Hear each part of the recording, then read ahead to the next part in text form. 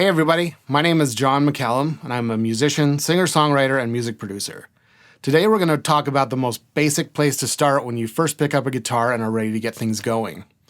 Knowing these 5 things will give you a good starting point so that you know what you need to know and what to work on. You'll be on your way to annoying your friends and family in no time. Alright, so before we start playing, let's start with the guitar itself and talk about what the different parts are on it so that you know what people are talking about when they mention these things. Alright, so starting with the biggest part of the guitar, this is what we call the body of the guitar. And the long skinny thing here is what we call the neck. And on an electric guitar, the main way that you get sound are through what we call the pickups. Some guitars have 1, some have 2, some have 3. Crazy guitars even have 4 pickups. Or maybe even more, who knows. So next we have what we call the electronics of the guitar, which control the sound of the pickups. You'll have your volume knob, your tone knob. Sometimes you have multiple knobs, one for each pickup. Then we have what we call the pickup selector, which if you have 2 pickups, for example, all the way down would be the bridge pickup, or this one. The middle position would be both pickups, and the top position would be just the neck pickup. And on a Stratocaster, for example, you have a 5-way switch, which gives you 5 different pickup configurations for the 3 pickups that are in it. Next, we have what we call the bridge, which holds the strings in place and also helps determine the intonation. Some guitars have a tremolo or vibrato or whammy bar, if you want to call it that, and some are a fixed bridge, which means they don't have one. So most guitars have what we call a pick guard, which is attached to the body, and that basically takes all the scratches from the pick when you're playing wildly, like, pretending to be a punk rock god or something. So moving on to the neck, these metal lines that we have on here are what we call the frets, and they're numbered from 1 to 21, 22, or 24 usually. Sometimes on a acoustic guitar, they may only go up to like 17 or 19, or even less. Those are attached to what we call the fretboard, which is the part of the neck. It's a top layer of the neck, or if it's a solid neck, it's the top part of the neck where the frets are attached. Then up here we have what we call the nut, which holds the strings in place. So at the top of the neck, we have what we call the headstock. Not all guitars have a headstock, but most do. Then we have the tuning machines or tuners, which is how we tune each string. Now on an acoustic guitar, we have most of the same things, except we do not have pickups usually, or if we do, they're usually inside the bridge or inside the body of the guitar. And the body of the guitar is usually hollow on the inside. Some electric guitars are hollow on the inside, some are solid. Some are what we call semi-hollow, which means that the wings of them are hollow and the center block is solid. An acoustic guitar also has what we call a sound hole, which is the big hole in the middle. Other than that, they're pretty much the same. So, before we start playing, it's important to make sure the guitar is ready to play so that we have the best experience we can. If the guitar is too hard to play, even for a professional, then it's going to be really hard to learn on. Trust me, when I say that, I'm speaking from experience. It's not fun. The biggest difference between an expensive guitar and a beginner guitar often comes down to just how well each one is set up to play. And as a beginner, you won't really know the difference, so it's best to take it to a professional shop and get it set up before you start. It's really easy to get frustrated and want to give up when it's extra hard to play the dang thing because it's not set up correctly. Meaning, it would be hard for anyone to play, not just you. Me too. So, let's talk about what a setup actually is. Getting your guitar in tune is the first step, so make sure you have a decent tuner. The headstock ones are cheap on Amazon, or there's even free apps on your phone that'll do it. But having a great tuner is really critical. Also, make sure you start with new, fresh strings, not the ones that came on it. Those might have been put on at the factory many years ago. They might have been sitting on the guitar for several years in some cases. Or they might have been played on a lot in the store. They also often use really crappy strings, especially on the cheaper guitars. So start with fresh strings if you can. They will stay in tune better and be a lot easier to play. If you buy it at a local store, have them put on new strings for you. It'll make a huge difference. So next up, as part of the setup, we also have the adjustments that we make to the guitar itself. Now, I'm only going to cover these briefly since I highly recommend that you have a professional set these up for you, especially when you're just getting started. Then you can learn how to do these yourself later on if you end up sticking with the guitar. Spend your time right now learning to play first and let the pros handle this part. I'm just going to quickly explain each one of these things so that you know what you're talking about or what they are talking about when they do it for you. So first up, we have what we call the intonation. This is the length of the string from the nut to the bridge saddle, and it determines whether or not the string remains in tune the higher up the neck you go. Next, we have neck relief. This is the amount of tension on the neck. There needs to be a little bit of relief so that the strings can vibrate freely, but too much makes it hard to play and too little makes the notes choke out and buzz while you're playing. Then we have what we call the action. This, along with neck relief, greatly affects how hard or easy the guitar is to play, so these adjustments are quite critical. We measure and adjust 3 things to get the guitar playing well. So in addition to the neck relief, the action is measured at both the nut and at the bridge. Action at the nut is very important for playing comfort, the sound of open strings, and for tuning and intonation. If the slots are left too high, it'll make it really hard to hold down the strings in the first few frets, and will also make the first position notes sharp when you play. If the nut is too low, the strings will rattle and buzz when playing open strings. For the second measurement, we measure the action higher up on the neck, usually in the 12th to 17th fret. This action here is determined by the bridge height, usually. If it's too high up here, it'll be really hard to play things that are higher up the neck, and if it's too low, it'll buzz like crazy and feel dead on all parts of the neck. And lastly, we have what we call fret buzz. Sometimes the frets are a little too high or too low in compared to the ones before or after them. This creates a choked out sound or a buzzing sound. Kind of like a sitar, if you know what that is. If you hear any of this going on anywhere on your neck, get it fixed by a professional. They will usually check for this when doing the setup, so if they missed it, take it back and let them know. So in this next section, I'm going to talk about things that you can work on. Now that we have the guitar set up and ready to go, here are some great places to start out so that you can get learning and up and playing quickly. Guitar can be a very difficult and frustrating instrument to play when you're first getting started. Also, prepare for your fingertips to hurt a lot, especially the first few weeks. Make sure to give them plenty of time to heal in between playing sessions, but also know that the more you play, the tougher your fingertips will get. So that pain will eventually go away. We call this building your calluses. Alright, so where I suggest you start is with a song. If you have a song that you like that has very clear guitar parts in it, usually something with strumming chords is best. You can find the easy chord version of it and play along with that. It'll show you what fingers to put where. Switching from one chord to the next is really hard to do at first, so practice just doing this for a while. And then once you can switch chords easily, try playing along with the song for as far as you can.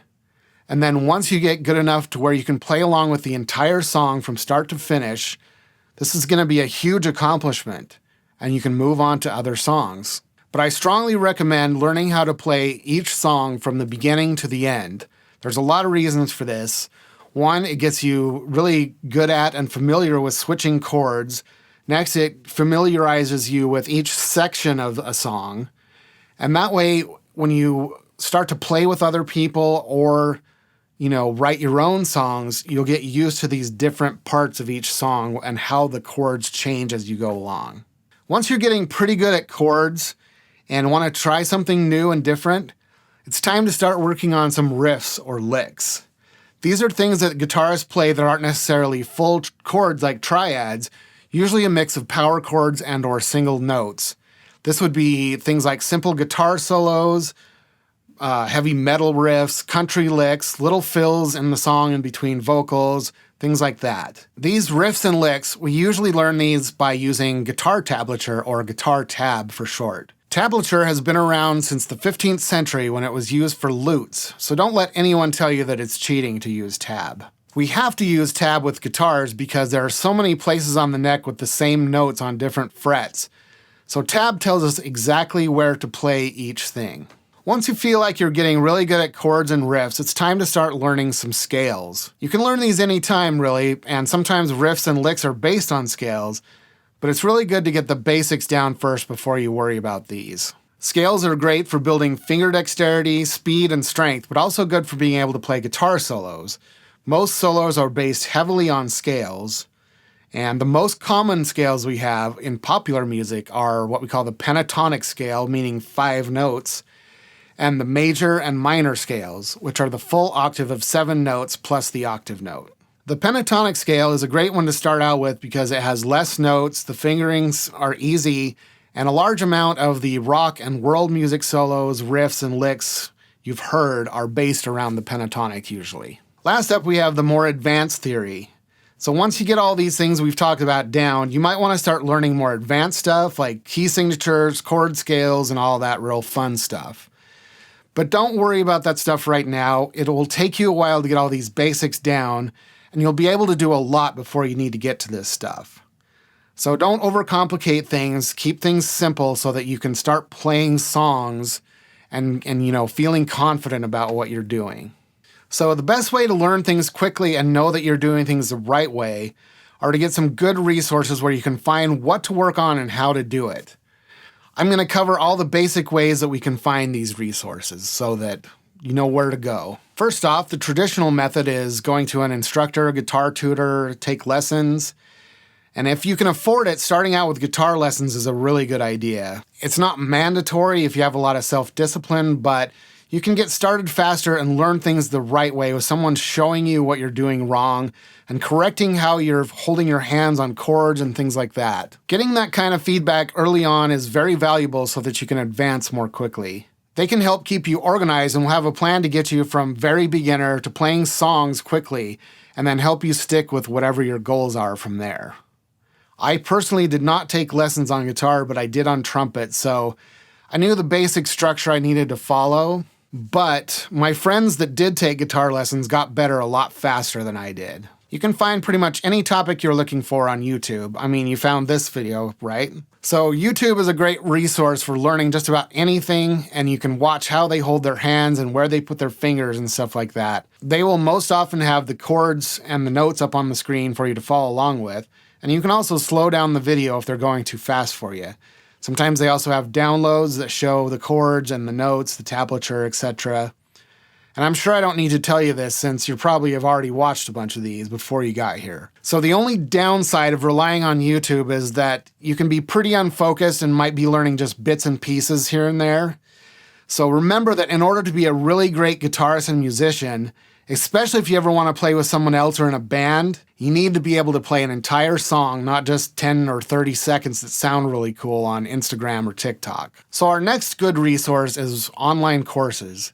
There's a lot of places with online courses you can find. They do cost money usually, but there are tons of them out there to choose from.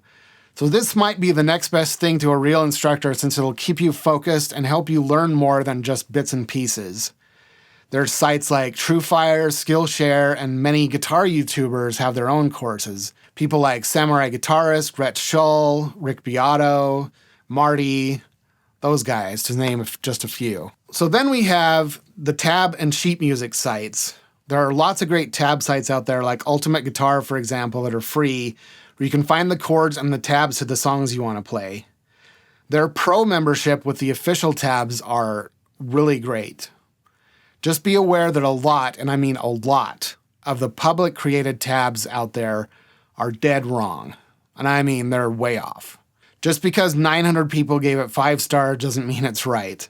So just know that other people giving it ratings is not the authority on accuracy. For paid sites, there's the Ultimate Guitar Pro package, which gives you the official tabs. And there's also places like Sheet Music Direct, which is what I use. And it's, 95 to 100% accurate. Usually they're very detailed. You can't always find guitar tab, but you can pretty much always find the chords to the songs you're looking for. So the last thing we're going to talk about is developing a routine. The only way you're going to learn anything is if you put enough time into it. So when I got started, I used to practice around 5 to 7 hours a day. I know that's way too much, and you don't need to do that, but I do recommend at least an hour a day on most days of the week. Unless your fingertips are hurting, then I would take a break. Just like if you want to get in shape, you have to work out at least 3 to 5 times a week. The guitar is also a physical workout, and it works much the same way. The more you practice, the better you will get, and the stronger your fingers will get. Just make sure that you're practicing smart. Once you learn something and get it down, don't just repeat that endlessly. It can be good to quickly review it, but then move on to something new. What you need to know is that you only learn when you play something that you can't play yet.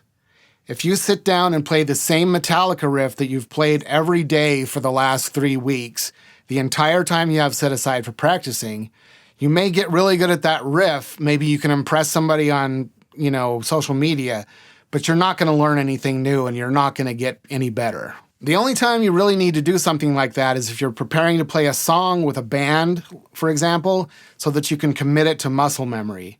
But if you're doing that, I would practice the entire song first, and then if you're getting stuck on certain parts, work on those parts separately. But again, you want to make sure that you're playing everything from start to finish and not just focusing on one thing that sounds really cool. You're going to get stuck that way. You really want to learn as much as you can in the beginning. So as soon as you perfect something, move forward onto something new. That doesn't mean play something halfway good and then keep moving on either. Get something as good as you can and then move forward. A good rule of thumb would be if you're practicing for an hour, spend the first 15 to 30 minutes playing through some stuff that you already know, just to make sure that you have it down, and then spend the rest of the time learning something new.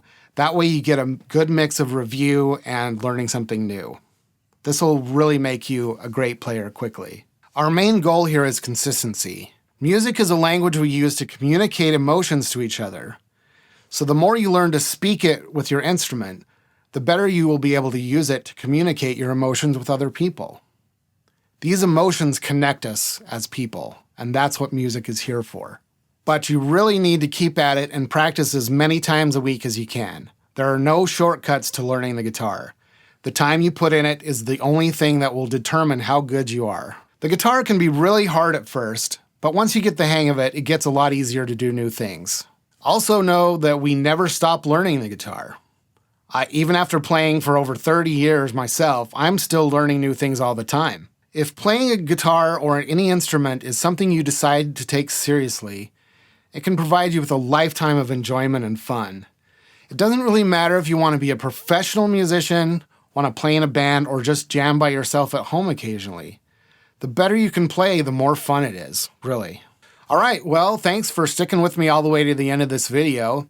If you like what you saw and you want to learn more stuff in the future, be sure to like and subscribe. It's really going to help me out. I'm a brand new channel, so every single one is going to help me tremendously. And if you have any topics that you want to see me talk about, you can mention those in the comments below. If I can help, I will. And if you want to hear any of my music, I have both originals and cover songs under my name, John McCallum, on all the major streaming platforms and all that good stuff. I'm also going to leave links to all those below in the description. So that's it. Bye, everybody.